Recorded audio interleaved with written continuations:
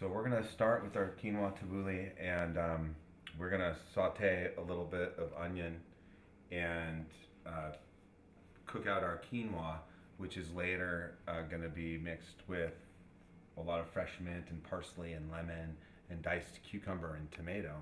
But the important thing about the quinoa is that it gets rinsed really well because it has a natural compound on the outside, on the epidural layer of the grain itself, that is soapy, and it gets very, very bitter. And what you need to do is just put it into a really fine strainer and run it under really cold water for 30 seconds to a minute is usually good. And then, of course, you need to let it drain fully to compensate, to make sure that you don't have any wetness in whatever recipe you're making. You can just boil quinoa. There's lots of different recipes. Obviously, it's getting really popular right now, mainly because it is one of the few grains that's complete protein itself. So that and amaranth are full-on protein. They possess the 8 essential amino acids that your body needs in order to be considered complete protein. So people are trying to utilize it a lot. I think it's like 17% complete protein. So we got that rinsed really well. And now the other important thing to know about quinoa is that when you cook it, it swells up to be 4 or 5 times the size of this. So 1 cup of quinoa is going to be 4 or 5 cups cooked grain. So what we're going to do is get a little olive oil hot.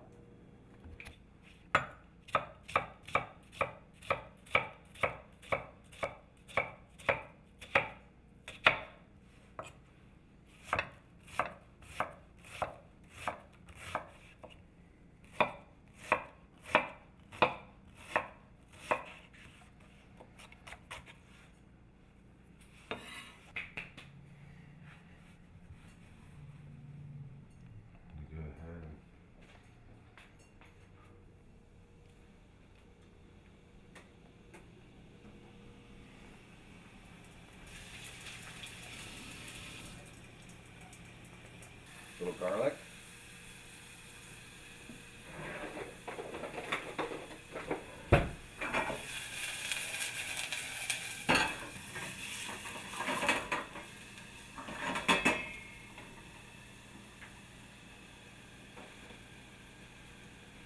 I just did a trial run on my new batch of spice blends. I'm going to put a little bit of the Latin blend in our tabouli, since it's a South American grain.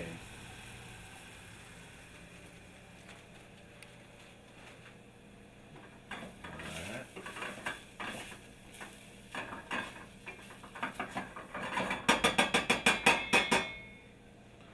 We'll go ahead and put our rinsed quinoa.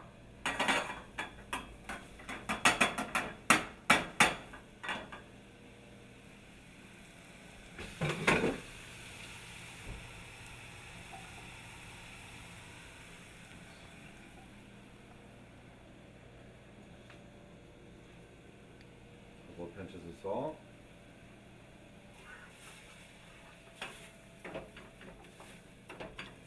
Okay. Just going to coat all of the quinoa with the garlic and onion and olive oil mixture. Saute it. Pick up the heat till it gets a little bit crackly.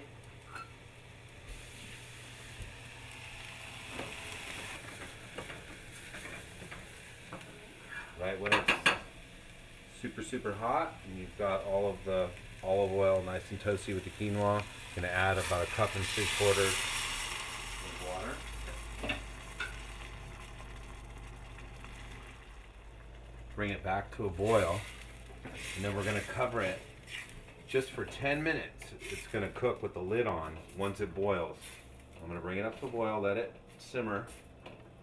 Go ahead and put the lid on it and turn it down low for 10 minutes, 10 to 12 minutes.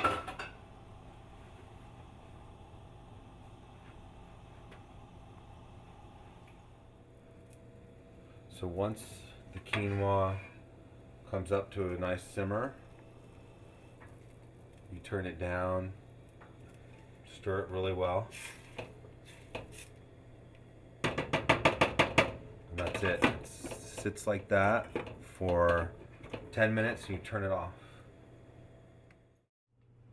So it's been 10-12 minutes and we're going to go ahead and take the lid off the tabouli, or the quinoa rather, and we're just going to let it, so it's absorbed. You can see if you tilt the pan, all of the moisture is gone. It's absorbed everything. And we're going to go ahead and take it and put it into a big bowl so it stops cooking.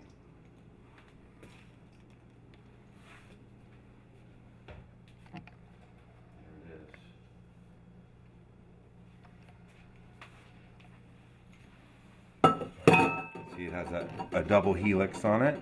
It's got that curly Q, kind of like the top of a quail feather. And we're going to let that cool down, but not in the fridge. And while that's cooling, we're going to go ahead and wrap some lemons in cheesecloth so that we don't get seeds. You can liberally squeeze lemons and not have to worry about seeds. Not that we're that worried about it, but it's kind of handy to have them on hand. And people were asking how to do this, so.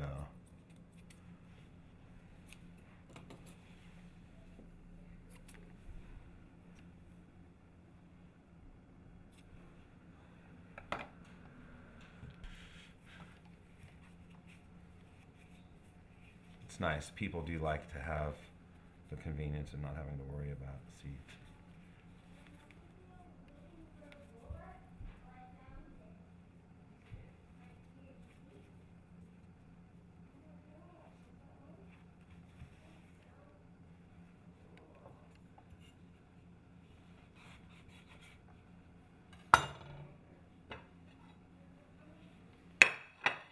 Just a lemon sachet.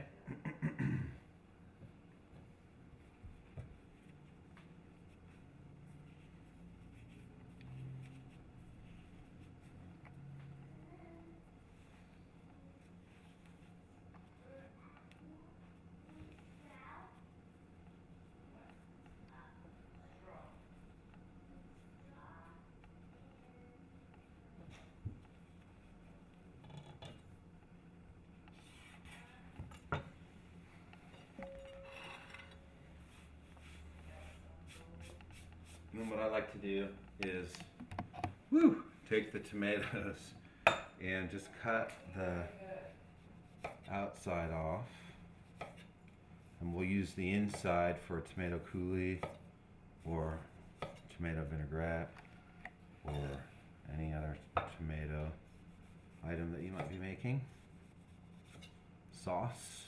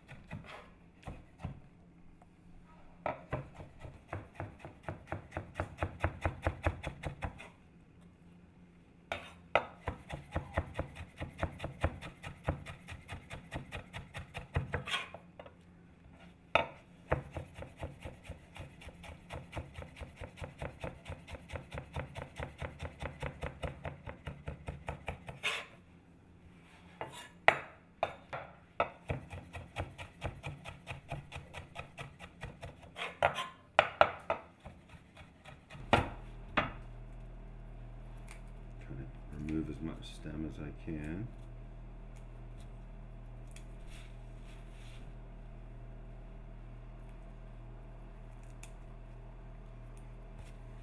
Food is so kinesthetic, you know?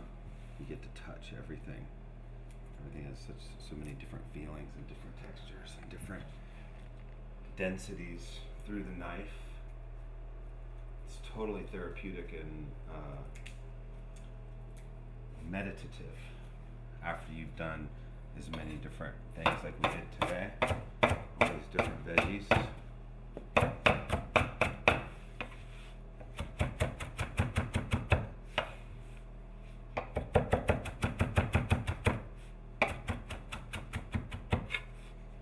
So I like to use less grain and more succulent vegetables. So I'll like to use like about 1 cup of cooked tabouli to 6 to 8, sometimes even 10 cups of other product.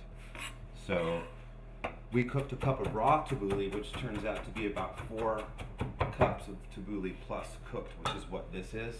So we're gonna take, when this is cool, we're gonna take just about a cup of this and mix it with all of these ingredients. And it's gonna be not that much grain, but a huge amount of succulent vegetables and fresh herbs, being the parsley and the mint. And then it'll be really digestible and really delicious because it'll have so much flavor and chlorophyll and freshness. And that's what we want. And then we have the quinoa for protein content instead of just a carbohydrate, which is what bulgur wheat would be. So we want to take it down pretty.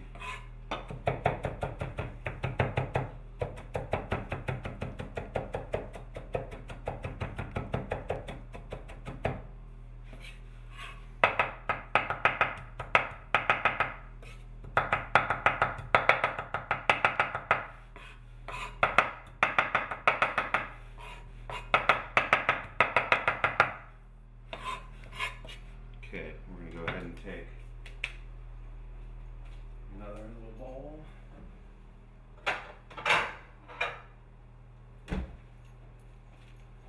I'm going to take about half of this, or a little less than half of our quinoa. It's going to be about a cup to a cup and a half of cooked quinoa.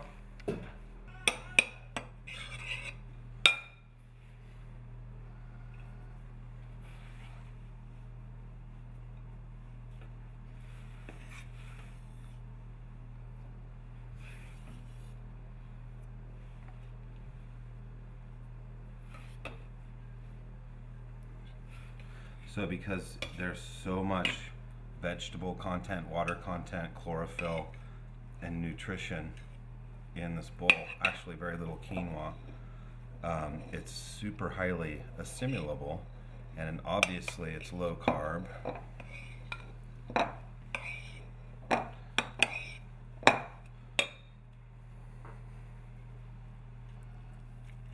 our lemon juice.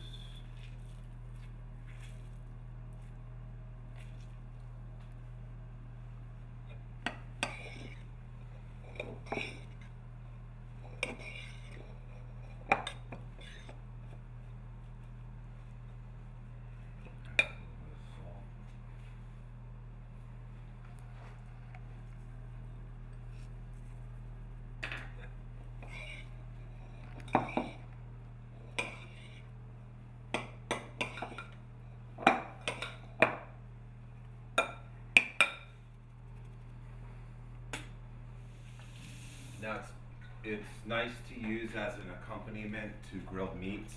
It can also, the Quinoa Tabouli is also excellent as a dish on its own. And one thing that's fun to do is to pack it into ring molds, and then you can do more with it. I'm gonna actually get a larger ring mold. So this would be a great size accompaniment if you wanted to put it on the side of a grilled meat item or something. It should be nice, super fresh, like a nice filet mignon or a lamb chop, perhaps, with a little yogurt sauce. Would be super good. This is just an idea. It's nice to also present it rustically, but this will give you an idea of, you can put things on top of it and around it. A lot of people ask me how I was able to present it, so I thought I would show you.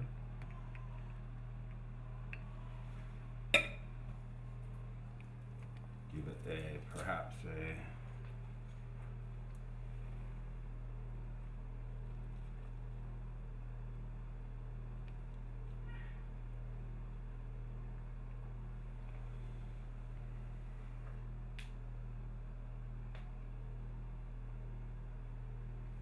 little cilantro mohawk there.